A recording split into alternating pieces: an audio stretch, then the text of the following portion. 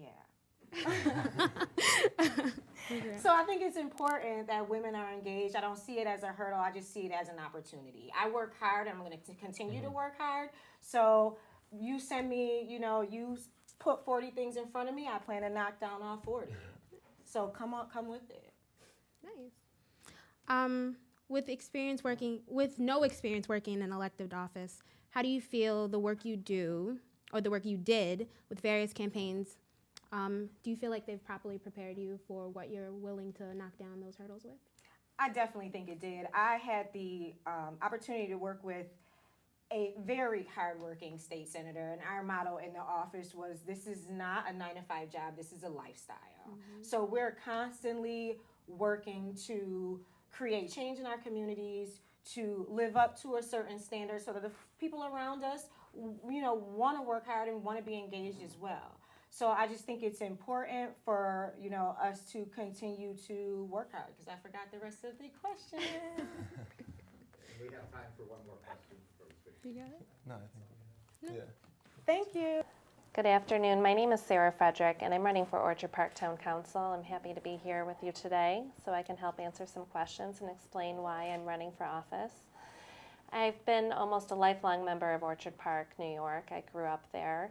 I did go away for college where I studied political science, and then I came back to the area for law school at University of Buffalo. And when I moved back, shortly afterwards, my father did pass away, and he had always been a volunteer in the Orchard Park Town government. He taught me the value of community service and being part of the conversation of town government and the value that he could bring to the table for the community. So I've used that inspiration in my own career. I've been a practicing attorney for 12 years, and my practice is centered around getting people disability benefits. So I'm helping people every day access government services, and I'm seeing how government can really help people, but also how lack of access to government can really hurt people. Excuse me. So I wanted to be more involved in my community now that I've brought my family to Orchard Park, and seeing how access to government services can really impact young families like my own. All right, so we took a look at your resume, and one of the things that really stood out to us was your involvement in your Lawyers for Learning program. Yes. And I was just wondering, could you speak on how and why did you get involved with that program to begin with, and what significance you place in it? Why is it important? Yes, gladly. That's a great question. I was privileged to be part of the Lawyers for Learning organization shortly after I became an admitted attorney in New York. It's one of the opportunities for lawyers in the community to give back to the city of Buffalo and its future leaders. And they pair up with an inner city grammar school.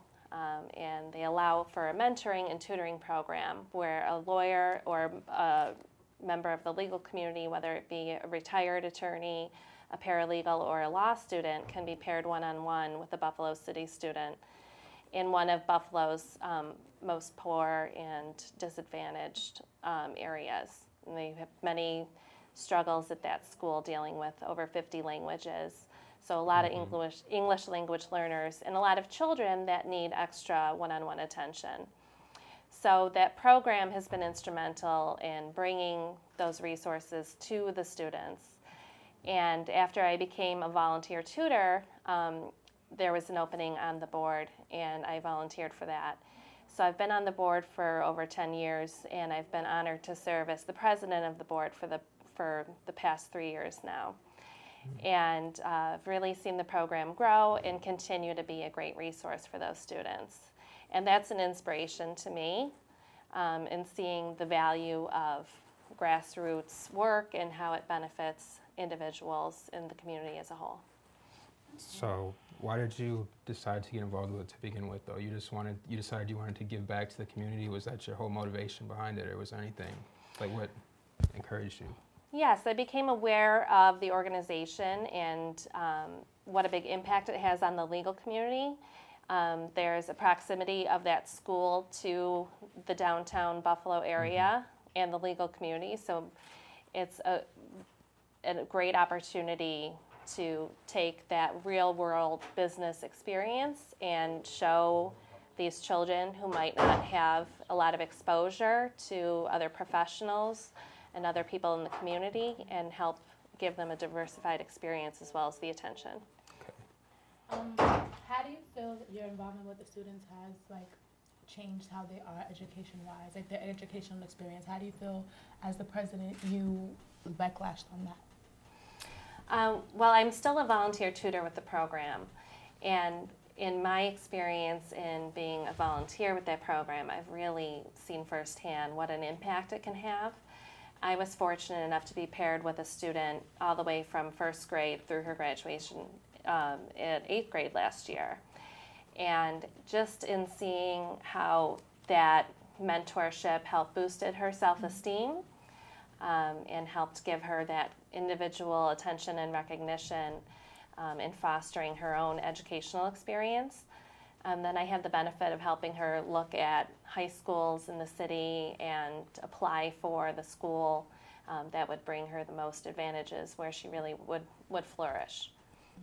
So what added responsibilities come with being president of that program? Well, definitely it's a leadership position, and helping to re-examine the goals and objectives of the program, making sure it's run effectively. There's lots of different responsibilities, even for a very small not-for-profit like Lawyers for Learning. So in looking at how do we build on our successes and continue to grow without losing sight of our core values. And have you recently or at all made any changes since you become president? Like, do you have a say? Is there anything that sticks out in your mind that you've done differently? Absolutely. I recently started my own law firm. So I've been in practice for 12 years, and I was with a firm for 3 years as an associate, handling these disability cases where I was getting to help people every day who were in a crisis because of their illness or injury that was preventing them from working. And I found that as an associate, I was not feeling I was effectively delivering those services as much as I wanted to. And when it became apparent to me that I couldn't change the way that it was done, I decided to rewrite the rules by starting my own practice so that I could change the way those services were being delivered to my clients. So I'm just wondering, how do you think your experience will help you if you're elected? And why do you believe, excuse me, why do you believe you are qualified and prepared to be town council with the experience that you already have? Well, having lived in Orchard Park for almost 30 years of my life has given me the experience of growing up in the community and then coming back to the community and raising my own family in that community. So I think my experiences both professionally and just in living as a resident and getting to know my neighbors and everyone else in the town and see what their concerns are has enabled me to see what I can bring to the table and how I can be of service to my community. We got time for one more before you guys switch. You asked me to. Okay. And clearly, town council is all about serving the community, as is volunteering. What's your biggest takeaway from volunteering? A lot of people in those positions, they may not necessarily, know what the problems are or know what, they can't relate to them. So I guess, what is the biggest thing that you took away from volunteering, and will you bring that with you if you're to be elected? Absolutely. I think volunteering, which is something that was always stressed in my family growing up, the value of giving back and being of service to others, especially other people that weren't as benefited early on and needed extra opportunities in order to succeed, has helped shaped my goals and objectives, and has given me a desire to give back. So I feel very blessed and honored to be in a position I'm in today, where I can be an entrepreneur, I can be a businesswoman, I can be a working mother and have a family and achieve all those things. I know that I can also bring something to my community on a larger level by not just helping my individual clients or my family members, but helping my neighbors and community members at large. Thank you very much, Ms. Frederick. So you haven't been a long-time Buffalo native. What are some issues in the area from working in the community that you think need to be addressed? And how would you go about correcting them if you were elected to town council?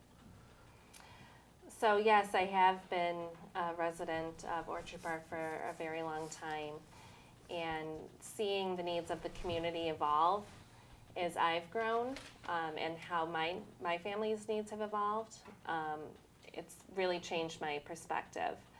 And even in my neighborhood now, we're seeing a lot of retirees leave, maybe go south or other places, and we're seeing a lot of younger families move in. And that's really brought to mind the need for innovative and progressive ways to help the community move forward and be keeping up with the times and taking advantage of different innovative services that will keep the town developing and also benefit it economically in the long run.